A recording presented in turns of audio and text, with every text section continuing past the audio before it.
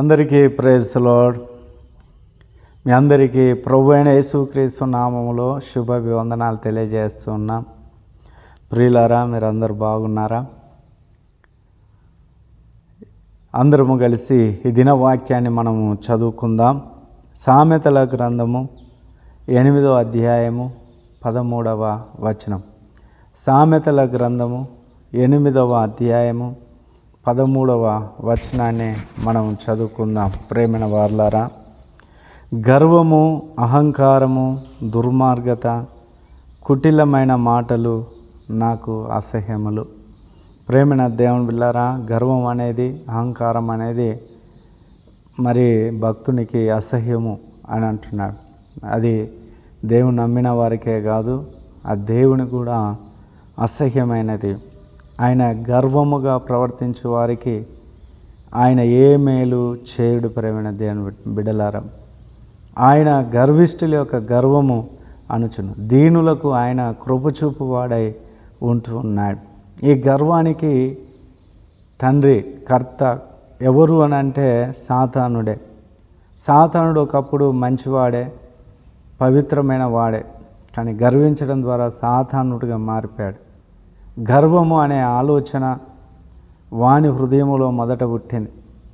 మహోన్నతునితో సమానముగా చేసుకోవాలని, ఆయన సింహాసనాన్ని అధిష్ఠించాలని, ఆయనతో కంపేర్ చేసుకోవడం వలన దేవుడు వాని ఆలోచనను ఎరిగి వానిని పాతాళముకు త్రొక్కేశాడు. కనుక ప్రేమైన దేవుని పిల్లారా, గర్వము ఎంతటోళ్ళనైనా, ఎంత గొప్పోళ్ళనైనా కిందికి తోసేస్తుంది. నాశనమునకు ముందు గర్వము నడుచునని దేవుని యొక్క వాక్యం సెలవిస్తుంది. గర్వాలు అనేక రకాలు ఉన్నాయి. కొందరికి నేను బాగా అందంగా ఉన్నాననే గర్వం, కొందరి వారి యొక్క గొప్ప కులమును బట్టి గర్వం, వారి చదువును బట్టి గర్వం, వారి ఉద్యోగమును బట్టి గర్వం, వారి మేధస్సును బట్టి గర్వం, వారి అధికారమును బట్టి గర్వం, వారి బలమును బట్టి గర్వం, వారి ధనమును బట్టి గర్వం.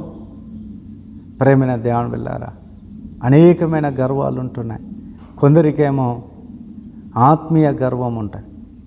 ఏంటిదంటే, నేనే చక్కగా పాడగలను, నేనే చక్కగా వాయిద్యాలు వాయించగలను, నేనే ఎక్కువగా పరిచర్య చేయగలను, నేనే ఎక్కువగా దేవుని సేవలో వాడబడుతున్నాను అనే అహంభావం, గర్వం కూడా, అది కూడా ఒక గర్వమే. ప్రియులారా, అతిశయించడానికి ఏది కూడా లేదు.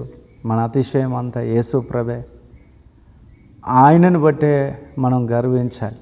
ఆయన ఇచ్చిన రక్షణను బట్టే మనం గర్వించాలి. దేవుని సన్నిధిలో ఎంతో తగ్గింపు కలిగిన జీవితం మనకు ఉండాలి. తను తాను తగ్గించుకునేవాడు హెచ్చింపబడును, తను తాను హెచ్చించుకునేవాడు తగ్గింపబడునని దేవుని వాక్యం సెలవిస్తుంది. కనుక ప్రేమైన దేవుని బిడ్డలారా, ఏ కోశాన చూసినా మనలో గర్వం అనేది కనబడకూడదు. ఎందుకంటే మన దేవునిలో కూడా ఆ అతిశయం, అహంకారం, ఆ గర్వం ఆయనలో ఏమాత్రము కూడా లేదు. ఆయన ఎంతో మరి కరుణా సంపన్నుడు, దయా హృదయుడు, ఎంతో వినయము కలిగిన వాడు, నమ్రత కలిగిన వాడు, సాధు హృదయము కలిగిన వాడు. ప్రేమైన దేవుని బిడ్డలారా, అటువంటి పిల్లలుగా మనం ఉండాలని దేవుడు కోరుకుంటున్నాడు. కనుక అహంకారం మనకు దూరమవునుగాక, ఆ గర్వము మనకు దూరమవునుగాక. ఏ గర్వం ఉన్నా, ఈ మాటలు వింటున్న నా ప్రియ సహోదరి సహోదరుడా, దాన్ని దూరపరుచుకో. ఆ గర్వము మన వినాశనానికే, మన యొక్క తగ్గింపు కొరకే, అది మనకు మేలు కొరకు కాదన్న విషయాన్ని మనం గ్రహించుదాం. దేవుడిటి మాటలు మన వెనుకలు ఆశీర్వదించునుగాక.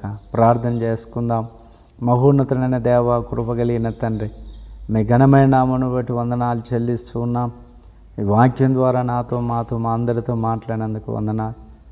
ఏ కోశాన చూసినా మాలో ఆ గర్వము ఉండకుండా దూరమవునుగాక. అట్టి తగ్గింపు, వినయ, నమ్రత స్వభావం మాకు దయచేయండి. ప్రభువా, నీ బిడ్డలను మీరు ఆశీర్వదించండి. ఈ దినమంతా కాచి కాపాడండి. వారి పిల్లలను, వారి కుటుంబాన్ని, వారి యొక్క భవిష్యత్తును మీరు దీవించండి. ఈ దినమంతా మీ రెక్కల కింద భద్రత కాపుదల దాచండి. ప్రతి కీడును దూరపరచమని యేసు నామములో ప్రార్థిస్తున్నాము తండ్రి. ఆమెన్. Praise the lord. అందరికీ వందనాలు.